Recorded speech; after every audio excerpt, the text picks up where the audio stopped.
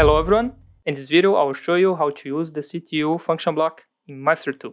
First let's add a new network, then go to the right side of the screen in Toolbox, select the CTU function block, then click and drag to our new network. I'll name this function block CTU_0.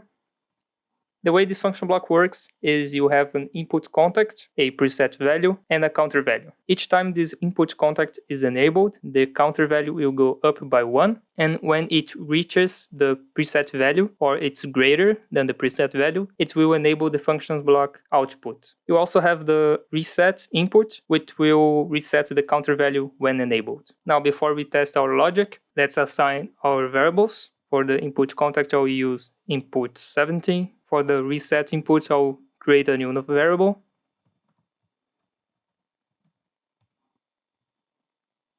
For the preset value, I'll use the value 3. And for the counter value, I'll leave it empty. Then finally, add a coil. Output 10. Now let's test this logic by pressing the login button.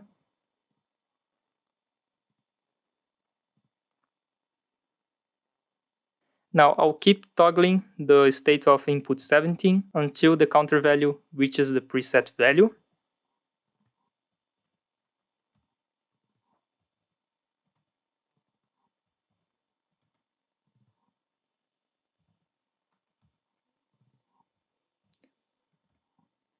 And as you can see, the output of the function block is turned on. If I wish to reset the counter value, I just turn on the reset input. And there we go. That's how you use the CTU function block, and I see you on the next video.